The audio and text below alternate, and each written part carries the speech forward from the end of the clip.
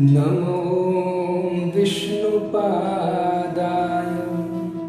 कृष्णपृष्ठाय भूतले श्रीमते भक्तिवेदांत स्वामिन्निति नामिने। नमस्ते सरस्वते देवी गौरवाणी प्रचारिणे निर्विशेष शून्यवादी पाश्चात्य देशतारिणे। जय श्री कृष्ण चैतन्य प्रभु नित्यानंद श्री अद्वैत गदाधर श्रीवासादि गौर भक्तवृंद। हरे कृष्णा कृष्णा कृष्णा हरे हरे, हरे राम राम राम हरे हरे।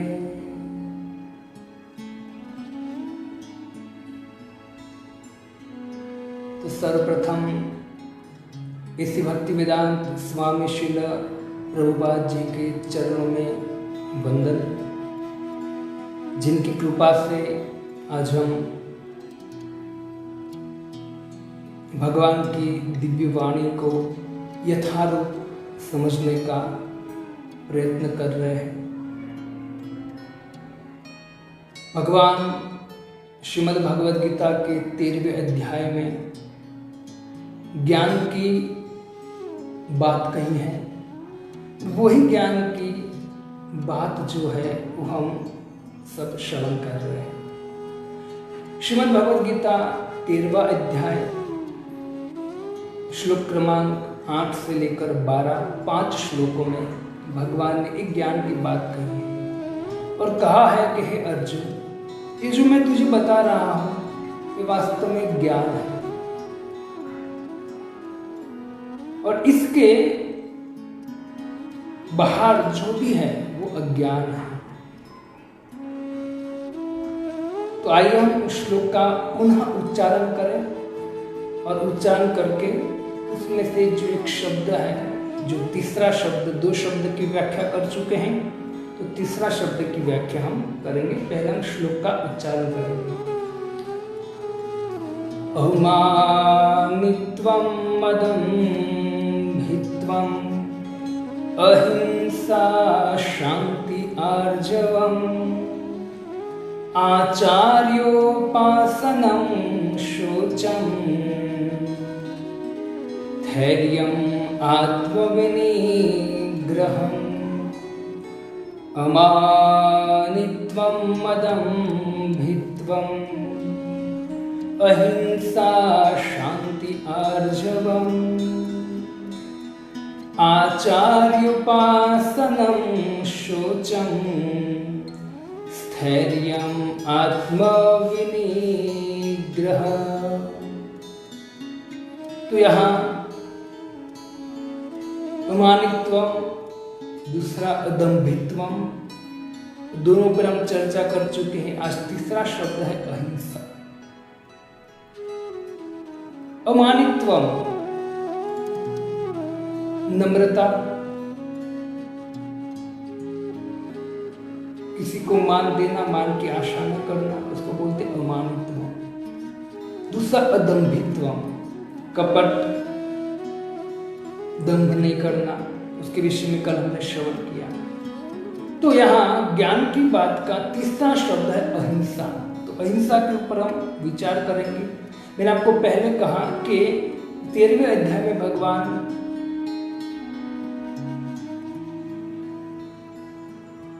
क्षेत्रज्ञ और क्षेत्र की बात करते। क्षेत्र मतलब शरीर, क्षेत्रज्ञ मतलब आत्मा, और क्षेत्रज्ञ का दूसरा अर्थ है परमात्मा।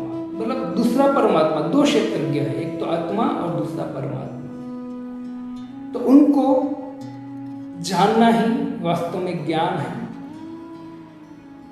तो यहाँ इसी भक्ति वेदांत स्वामी श्री प्रभुपाद जी यहाँ जो अहिंसा की व्याख्या करते हैं, तो यहाँ कहते कि बड़े बड़े स्कॉलर भी हैं, बड़े बड़े स्कॉलर भी ऐसी व्याख्या नहीं दे सकेगा, ऐसी व्याख्या प्रभुपाद जी दे रहे हैं अहिंसा के विषय। तो यहाँ प्रभुपाद जी कहते हैं कि वास्तव में अहिंसा मतलब भक्तों को भी लागू होता है। प्रभुपाद जी कहते हैं कि जो भक्त है, जो भगवान का नाम लेना चालू किया, भगवान की कथा श्रवण करना, वो भी उनको भी लागू होता है, क्योंकि भक्त भी शुद्धि करने के लिए अभी वो शावर के नीचे है, अभी वो स्नान करके हरे कृष्ण महामंत्र जप कर रहे, कथा श्रवण करके वो अपने आप को शुद्ध कर रहे। तो अहिंसा शब्द सभी को थोड़ी बहुत ऐसे लेकिन लागू होता है। तो यहाँ भक्तों को भी का इसे सामान्य अर्थ करते हुए इसी भक्ति वेदांत प्रभुपाद जी कहते हैं कि सामान्य अर्थ है अहिंसा का वध न करना, और दूसरा अर्थ दिया है कि भाई या शरीर को नष्ट न करना। एक तो वध न करना मतलब दूसरों के शरीर को कष्ट न देना या उसको मार न देना शरीर को, और दूसरा है कि या शरीर मतलब अपने शरीर को नष्ट न करना, उसको जिसको हम आत्महत्या बोलते हैं, उसको भी अहिंसा कहा गया है। तो यहाँ बहुत सारी हिंसा है, एक तो कर्म हिंसा है, एक शारीरिक हिंसा, एक मानसिक हिंसा, एक अहंकार हिंसा है, एक बौद्धिक हिंसा है। तो अनेक प्रकार की हिंसा है, तो थोड़ा थोड़ा हम श्रवण करेंगे उसके विषय में। तो यहाँ प्रभुपाद जी कहते प्रथम तो कि हिंसा का एक मोटा मोटी अर्थ है कि किसी की हत्या न करना, हिंसा न करना। जैसे बुद्ध भगवान आए थे, बोला अहिंसा परमो धर्म, दूसरे पशुओं को काट कर खाना वो हिंसा है, उसको नहीं करना चाहिए। तो अहिंसा करनी चाहिए, किसी की हत्या नहीं करनी चाहिए। तो बुद्ध भगवान ने कहा था, तो एक हत्या है, दूसरा है आत्महत्या। तो उसका भी बहुत परिणाम भयंकर रहता है अहिंसा का। इससे अपने आत्मा का हनन मतलब अपना जो शरीर मिला है उनका हनन नहीं करना चाहिए, हिंसा नहीं करनी चाहिए, क्योंकि शरीर जो है वो आत्म साक्षात्कार के लिए मिला है। यहाँ दूसरे के क्षेत्र में कुछ भी लेना, कोई व्यक्ति अगर दूसरों के क्षेत्र मतलब दूसरों का जो भाग है उनका अगर ले लेता है तो उसको भी हिंसा कहा गया। प्रभुपाद जी कहते हैं कि किसी को मारो तो पाप है, हत्या करो तो पाप है, क्योंकि उनके निर्धारित समय को आप रोक रहे हो तो हिंसा है। उसका निर्धारित समय 60 साल 70 साल, अगर कोई व्यक्ति उनको ब्रेक लगाता है तो हिंसा है। उनके निर्धारित समय को कभी भी कष्ट नहीं पहुंचाना चाहिए। कर्म के अनुसार हो सकता है ऐसा, लेकिन हत्या का अहिंसा का अर्थ है कि जो किसी का शरीर है मतलब उनको समय से पहले उनको मार देना, उसकी हत्या करना, वो अहिंसा, वो हिंसा है, मतलब उनको अहिंसक बनना है, हिंसा से मुक्त होना चाहिए। प्रभुपाद जी यहाँ कहते हैं कि दूसरे व्यक्ति के पास अगर कोई पैसा है, गाड़ी है, कुछ अनेक वस्तु, क्योंकि उसने अपने जो भगवान ने शक्ति दिया उस शक्ति के द्वारा वो प्राप्त किया है, तो उनको भी छीन लेना वो भी अहिंसा है। बहुत बार ऐसा होता है व्यक्ति कपट के द्वारा यानी कई प्रकार किसी व्यक्ति की वस्तु छीन लेता है तो व्यक्ति को बहुत दुख लगता है, बहुत दुख लगता है, तो वो भी एक प्रकार की हिंसा है। क्योंकि आप जब श्रीमद् भागवतम हम पढ़ेंगे तो श्रीमद् भागवतम में 5वें स्कंद में सुखदेव गोस्वामी पाद सीधा कहते हैं कि छोटी छोटी बात पर अगर हम हिंसा, छोटी छोटी बात पर हम कोई क्राइम करते हैं, खराब काम करते हैं, तो उसके लिए सबके लिए सजा नियत है, निश्चित है सजा। इसे हमको बहुत सावधानी से सब कार्य करना चाहिए कि दूसरों के क्षेत्र में जाकर उनको परेशान करना, उनकी चीज की चोरी करना भी एक हिंसा है। मतलब उनके क्षेत्र में गए ना, उनके क्षेत्र में जाकर कुछ भी गड़बड़ करना हमारा अधिकार नहीं है। हमारे क्षेत्र में है ना। क्षेत्र की बात 13वें अध्याय भगवान ने विस्तार से कही है, लेकिन उनके क्षेत्र में जाकर उनके जो विचार है, उनकी बुद्धि चल रही है, उनका जो क्षेत्र, उसमें हमको जाने की जरूरत नहीं है। हमको जो मिला है कर्म के अनुसार उसमें हम रमे, लेकिन दूसरे को जो मिला है उनका छीन लेना। जैसे ईशोपनिषद में कहते हैं कि ईशावास्यम इदं सर्वं यत् किंचिन जगतां जगत् तेन तत्वेन भुंजिता माम गृधकस्य स्विदधनम्। कि दूसरों की चीज ले लेना, है ना, तो ठीक नहीं, क्योंकि सब कुछ भगवान का है और भगवान ने सबके लिए निर्धारित किया गया है। तो किसी की चीज छीन लेना वो भी हिंसा है, तो नहीं करना चाहिए। फिर आगे कहते हैं कि किसी का अहित करना, ईर्ष्या करना, किसी को थप्पड़ मारते हैं तो भी हिंसा ही है, वो भी हिंसा है, क्योंकि हम उसके क्षेत्र में जाकर उनको मार रहे हैं, तो वो भी एक हिंसा ही है। लेकिन हाँ, एक चीज है कि हमारे साथ कुछ हमने ऐसा कुछ किया हो और उनका ही फल हमको मिल रहा है, तो निश्चित कहते कि वरना उसे मौका क्यों मिलता भाई। तो ऐसा भी हो सकता है, वो कर्म के अनुसार भी हो सकता है, लेकिन मोटा मोटी प्रभुपाद जी कहते कि ये सब हिंसा है। इसे मनुष्य को अमानित बनना चाहिए, पहले शब्द जो दिया है। तो ये सब हिंसा से बचना चाहिए, क्योंकि ये सब हिंसा करने से, ये सब करने से निश्चित ये सब की सजा हमको मिलती है। और जो भी हम आध्यात्मिक जगत में जाते हैं, कोई भी कार्य करते हैं, उसमें अड़चन आती है निश्चित, है ना। इससे हमको कोई व्यक्ति के मानसिक हो, बौद्धिक हो, शारीरिक हो या फिर अहंकार का हनन, वो भी नहीं करना चाहिए। तो सभी का विचार जो होता है उसमें भी खलेल नहीं करनी चाहिए हमें। इसे कहते हैं कि किसी को जबरदस्ती उसके विचारों को टॉर्चर करना, जबरदस्ती जाकर उसे उकसाना, है ना। कभी कोई व्यक्ति होता है उसको उकसाने के प्रयत्न करता है, उसका स्वभाव होता है कि भाई उनका स्वभाव ये है, लेकिन अभी वो शांत है, तो उनका स्वभाव प्रकट करते हैं, अरे भाई वो शांत है, अभी वो कुछ सुधरने का प्रयत्न कर, उसको क्यों परेशान कर रहा है। लेकिन कोई ऐसा व्यक्ति होता है जो उनका दिमाग घूम चुका है, वो कहता है नहीं उसको हम, उनके से होता है ऐसा, तो वो व्यक्ति का स्वभाव प्रकट कराने के लिए उनके सामने ऐसी वस्तु प्रस्तुत करते हैं कि जिसका उनका स्वभाव प्रकट हो, उसको क्रोध आए, गुस्से हो जाए, वो परेशान हो। तो ऐसा कोई व्यक्ति कर, उसको भी हिंसा बोला जाता है। तो बहुत सावधान रहना चाहिए, है ना। ये बात तो बहुत एक समझने लायक बात है।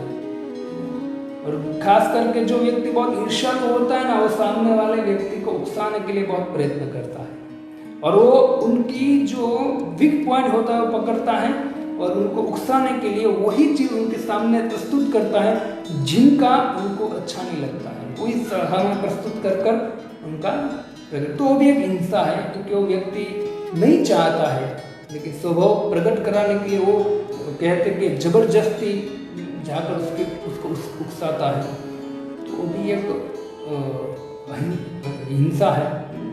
टॉर्चर करना, उसको दबाना, वो भी हिंसा है। कभी कभी कोई व्यक्ति होता है जो थोड़ी पोस्ट में है, जिसको कुछ दिया गया है, मतलब तो वो व्यक्ति सामने वाले व्यक्ति को एक हल्का समझकर, मतलब शक्तिहीन समझकर उसको दबाता है। वो सोचता है कि इसको मैं दबाऊंगा तो मेरी सेवा करेगा, मैं जो बोलूँगा वही करेगा। कभी भी किसी को दबाना नहीं चाहिए। प्रभुपाद जी कहते हैं कभी किसी को टॉर्चर नहीं करना चाहिए, ये हिंसा है। क्योंकि अगर कोई व्यक्ति टॉर्चर करता है तो भले सामने वाले को लगे कि देखो ये मुझसे डरता है ऐसा, लेकिन विचार करने की बात है कि आप जिसको टॉर्चर करते हो उनका मन जो है ना, उसके मन के ऊपर प्रहार होता है और वो व्यक्ति अपनी सुध बुध खो बैठता है, क्या करूं क्या ना करूं, वो दुखी होता है अंदर से। तो ये हिंसा है। किसको टॉर्चर करना, किसी को दबाना ना, वो सब हिंसा है। तो प्रभुपाद जी जो का विश्वनाथ चक्रवर्ती ठाकुर की टीका, बलदेव विद्याभूषण की टीका, वो सब आचार्य फिर आगे कहते हैं कि अभी भले हम किसी को उकसाए, दबाए, हिंसा करें, लेकिन प्रभुपाद जी कहते हैं कि उनके साथ हम जो भी कार्य करते हैं वो निश्चित आज नहीं तो कल हमारे साथ भी होगा।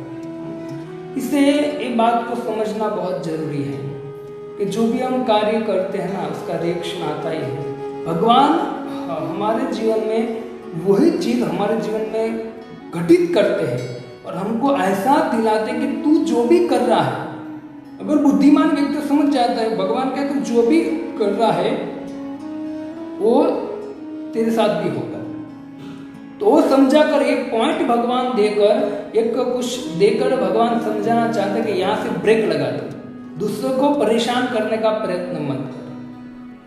तू दूसरों का सहाय करेगा तो दूसरे लोग तेरी सहाय करेंगे, दूसरे लोग तेरी हेल्प करेंगे। लेकिन अगर कोई व्यक्ति को तू खामखा टॉर्चर करने का प्रयत्न करेगा, खामखा दबाने का प्रयत्न करेगा, उसको वो सब हिंसा है, तो ये सब तेरे साथ भी होगा। इससे बहुत सावधान रहना चाहिए, कर्म का सिद्धांत समझना चाहिए। तो मानसिक रूप से किसी को परेशान नहीं कर। एक बार ऐसी भक्ति वेदांत प्रभुपाद जी, वैसे प्रभुपाद जी कहते हैं कि ये सब हो सकता है कि हमने हमारे साथ जो भी हो रहा है, तो हो सकता है कि हमने कुछ किया हो ऐसा, तो वो भी हो सकता है। एक बार ऐसी भक्ति वेदांत स्वामी श्री प्रभुपाद जी बैठे थे, लेक्चर दे रहे थे। एक व्यक्ति आया, लेक्चर खत्म करने होने के बाद वो व्यक्ति आया और आकर प्रभुपाद जी को भला बुरा कहने लगा। ऐसा बहुत बार हुआ है और प्रभुपाद जी सहन कर रहे थे, तो वो बहुत भला बुरा कहने लगा। प्रभुपाद जी शांति से बैठे उसकी बात श्रवण कर रहे थे। कहते कि बहुत बुरा मतलब वो शिष्य है और सहन नहीं कर पा रहा। शिष्य ने सोचा कि प्रभुपाद जी हमको फटाफट आज्ञा दे तो उसको जाकर हम पीटे, अच्छी तरह से मारे उनको। प्रभुपाद जी शांति से बैठे रहे, कुछ नहीं बोला। वो बोलता रहा और थक कर फिर वहां से चला गया। तुरंत शिष्य ने कहा कि प्रभुपाद जी अब हमारे गुरु है, आपकी आज्ञा के बगैर हम कुछ नहीं कर सकते। आपने हमको कहा होता तो हम उसकी ट्रीटमेंट कर देते, आप कुछ बोले क्यों नहीं? तो प्रभुपाद जी कहते देख भाई, मैं इससे नहीं बोला कि हो सकता है कि एक व्यक्ति का कहीं मैंने बुरा किया होगा, इसलिए मुझे भला बुरा कहकर गया है, तो कुछ ना कुछ मैंने किया। तो प्रभुपाद जी ऐसा कहकर भक्तों को शिक्षा देते हैं कि ऐसा भी हो सकता है। वैसे जानबूझकर किसी को टॉर्चर परेशान करने का प्रयत्न वो हिंसा है, लेकिन हो सकता है कभी कभी हमारे ऊपर जो घटित होती है वो हमारा किया जो कर्म है, तो हम खुद को ऐसा समझना चाहिए। कोई व्यक्ति हमको टॉर्चर परेशान करता है, हमको ऐसा समझना चाहिए कि ये हमारा कर्म है। लेकिन प्रभुपाद जी एक व्यक्ति को कहते कि हम हमारे ऊपर कोई करता तो हम सहनशील बने, कोई बात नहीं, लेकिन हमको किसी को परेशान कर हिंसा करने का प्रयत्न नहीं करना चाहिए, है ना। इससे किसी के विचार को तोड़ना और अपने विचार को बिठाना, ऐसा होता है। कभी कोई व्यक्ति विचार करता है कि मैं कार्य करूं, ऐसे करूंगा, प्लानिंग करता है, लेकिन कोई व्यक्ति उससे ऊपर होता है तो वो क्या करता है, उनके विचारों का खंडन करता है। विचार प्रस्तुत करता है तो उसका खंडन कर, नहीं ऐसे नहीं करना, वो विचार ने बहुत प्लानिंग किया लेकिन उसका खंडन कर वो अपने जबरदस्ती अपने विचारों को वहां बिठाता है, तो वो भी एक हिंसा है। हाँ, एक बात है कि आप वो जो है वो बात आप विचार रख सकते हो कि तू जो विचार कर रहा है ना, तो इससे बेटर है कि एक करना चाहिए, तुझे क्या लगता है, प्रेम से उसको समझाना चाहिए कि ये मतलब प्रस्तुत करना चाहिए। तेरा विचार है तो ठीक है, लेकिन ये विचार मेरा भी है, तो प्रस्तुतिकरण होनी चाहिए, लेकिन जबरदस्ती उनके विचारों का खंडन कर जबरदस्ती हमारा विचार उस पर लादना वो हिंसा है। बहुत बार ऐसा होता है, जो व्यक्ति मतलब एक सामान्य व्यक्ति, उसके ऊपर जो व्यक्ति होता है वो व्यक्ति नीचे वाले को दबाता है, लेकिन ये सूक्ष्म हिंसा है, सूक्ष्म कर्म का सिद्धांत है सब, इसको समझना चाहिए। लेकिन ये पूरा समझने के लिए हमको समय लगेगा भक्ति में आगे बढ़ेंगे धीरे धीरे, तो सब कुछ हम समझ जाएंगे। तो यहाँ प्रभुपाद जी कहते हैं कि हम ये भी जबरदस्ती किसी के मन के विचार को दबाते हैं, वो भी एक हिंसा है। दूसरों को विपत्ति में डालना, पॉलिटिक्स लोग ऐसा करते हैं, दूसरों को विपत्ति में डाल देते हैं। क्यों? क्योंकि ये हमारे सामने खड़ा है, तो विपत्ति में डालना किसी को, वो भी एक हिंसा है। तो बहुत सावधान रहना चाहिए कि हमारे द्वारा कोई विपत्ति में न पड़े, क्योंकि विपत्ति में पड़ा तो पूरा दुखी हो जाएगा, और वो दुखी हो जाएगा तो उनकी दृष्टि कहाँ रहेगी, उसका मन कहाँ रहेगा, जिसने उनको दुख दिया है ना। वैसे वो आध्यात्मिक जीवन जीता होगा तो समझो नहीं विचार करेगा, लेकिन व्यक्ति भौतिक जीवन जी रहा है तो ना विचार करेगा मुझे जिसने दुख दिया है तो निश्चित हमारे ऊपर आएगा। तो कहते हैं कि दूसरे व्यक्ति को कभी भी विपत्ति में नहीं डालना चाहिए, सावधान रहना चाहिए। हाँ, हो सके तो विपत्ति से उबारना चाहिए, है ना। उसको बोलते अहिंसा, मतलब उबारना चाहिए, हिंसा नहीं करनी चाहिए, उनके विचार को, उनको विपत्ति में नहीं डालना चाहिए। प्रभुपाद जब सुंदर सेंटेंस कहते हैं, वो कहते हैं कि बुद्धिमान देहात्म बुद्धि जो है उनके कारण अज्ञानग्रस्त रहते हैं व्यक्ति, और जब तक कोई लोग उनको अज्ञानग्रस्त है, उनके कारण किसी के मन को टॉर्चर करता है, अपने विचार को जबरदस्ती बिठाता है, उनको विपत्ति डालता है, उनको परेशान करता है, तो कब क्यों होता है ये? तो प्रभुपाद जी कहते हैं कि देहात्म बुद्धि के कारण अज्ञान ग्रस्त रहता है, देहात्म बुद्धि। क्योंकि ऐसा क्यों होता है? अगर कोई आध्यात्मिक जीवन जी रहा है भक्त, उनको वो टॉर्चर करने का प्रयत्न करने, उनको परेशान करने, उसको आपत्ति में विपत्ति में डाले तो सहन कर लेगा, क्योंकि उनको आध्यात्मिक सिद्धांत पता है, उनको आध्यात्मिक सिद्धांत पता। वो देहात्म बुद्धि न होने का वो सहन करेगा, और सहन करने के बाद भी वो किसी पे दोष भी नहीं डालेगा कि इसने मुझे परेशान किया, और या तो फिर कोई मन में नहीं लेगा, वो अपना काम करता रहेगा, भगवान का भजन करता रहेगा।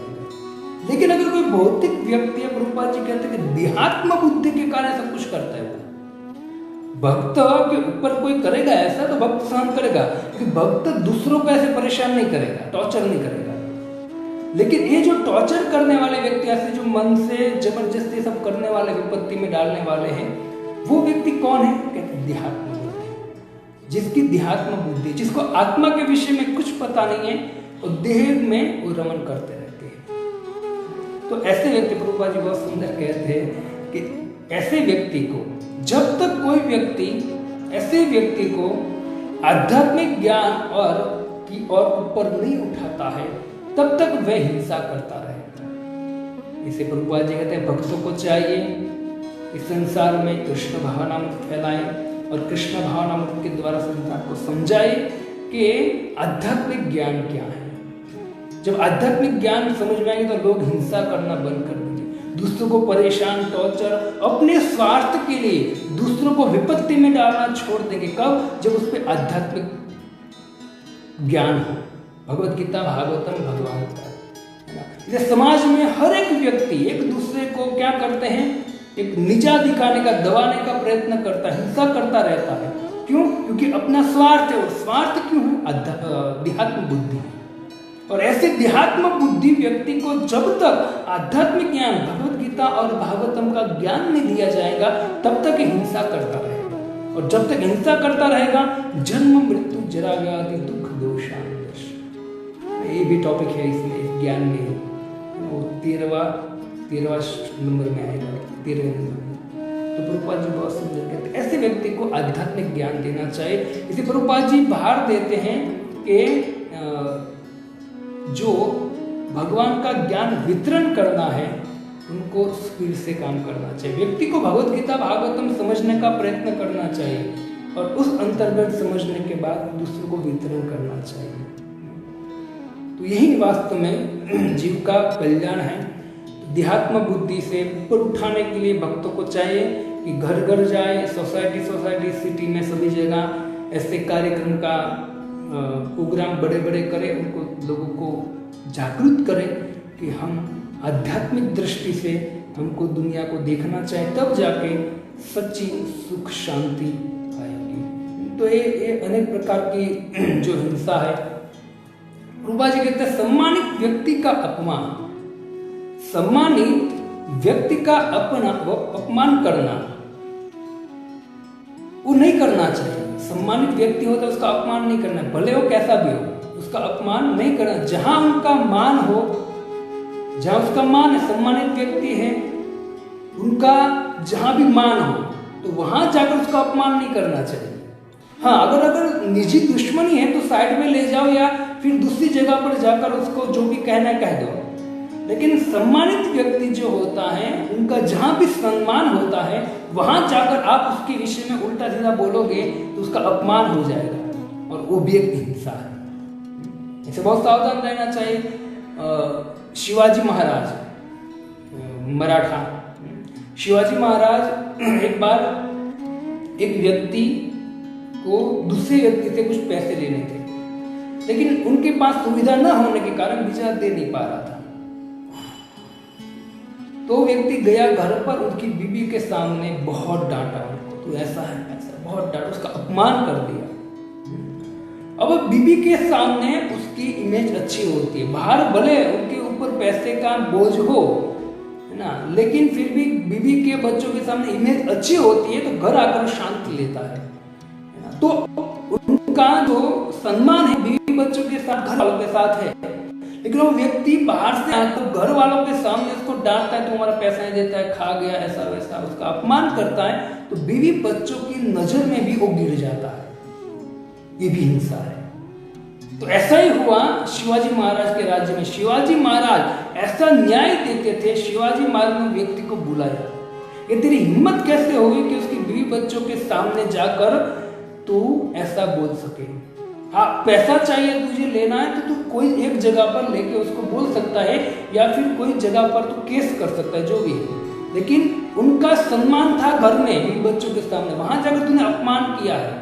तो बाहर तो तू अपमान करता ही है, अंदर जाके तूने अपमान किया, तो घर वाले की दृष्टि उन पर ऐसी हो जाएगी। शिवाजी महाराज ने उसको डांटा और कहते हैं कि उसको सजा दिया, उनके दोनों हाथ कटवा दिए। ये न्याय, परफेक्ट न्याय देते शिवाजी महाराज। तो ये किसी का अपमान नहीं होना चाहिए। ऐसा शिवाजी महाराज ने तुरंत कहा कि इसके हाथ काट डालो, क्योंकि वो व्यक्ति बहुत रो रहा था, उसका अपमान हो गया घर में, और घर वालों की दृष्टि फिर चैन हो जाती है। तो इस तरह से यहाँ जो अहिंसा की बात की है, तो एक अहंकार, ये जो मैंने बोला वो अहंकार, वो भी हिंसा है, अहंकार की हिंसा है। किसी के मान सम्मान जहाँ जिसका हो वहाँ उनका अपमान नहीं करना चाहिए। और आखिर में कहते हैं कि आध्यात्मिक हिंसा, जो व्यक्ति भगवान का भजन कर रहा है, आध्यात्मिक जीवन जी रहा है, तो कहते हैं कि उनके बीच में आकर उसको रोकना वो भी हिंसा है। कभी कभी ऐसा होता है कि हम नया कोई भक्त आया है, भक्ति कर रहा है, क्योंकि उनको हम कुछ कटु वचन कहे, कुछ एंटेन प्रकार कुछ हम कह दें उनको, तो वो नाराज होकर, अभी उसकी भक्ति इतनी बड़ी नहीं है, तो नाराज होकर वो चला जाता है। तो अब एक हिंसा है। इससे कभी किसी व्यक्ति के आध्यात्मिक जीवन को ठेस ना पहुंचे। ऐसा ना हो कि नहीं प्रभु जी ये आध्यात्मिक जीवन से निकल जाए। कभी ऐसा होता है कभी कभी कि व्यक्ति तब प्रसन्न होता है जब सामने वाला का बुरा हो, तो बहुत प्रसन्न होता है। बहुत व्यक्ति है बहुत प्रसन्न होते हैं, और वो वही प्लानिंग करता है कि सामने वाले का बुरा कैसे हो, वही प्लानिंग करके उसको नीचे दिखाने का प्रयत्न करते हैं। लेकिन ऐसी बुद्धि वास्तव में, है ना, वही अपराध है, मतलब हिंसा है। तो आध्यात्मिक प्रगति करने वाला का सहाय करना चाहिए, और आध्यात्मिक जो व्यक्ति जीवन जी रहा है उसको आध्यात्मिक जीवन से पदच्युत करना सबसे बड़ी हिंसा है वो, है ना। ऐसे प्रभुपाद जी कहते हैं कि जो भी व्यक्ति है, कर्म योग है, ध्यान है, कर्मकांडी जो भी, उसकी सबकी मतलब सम्मान करना चाहिए, है ना, उसको प्रसन्न करने का प्रयत्न करना चाहिए। और हिंसा मतलब उनको टॉर्चर नहीं करना चाहिए, जो भी है, क्योंकि वो जो कर्मकांड कर रहे हैं, सकाम कर्म कर रहे हैं, कर्मयोग का जो भी कर रहे हैं, वो लोग भी धर्म का पालन करने का प्रयत्न कर रहे हैं, मतलब ऊपर तो उठे हैं, तो उन लोगों का भी अपमान नहीं करना चाहिए।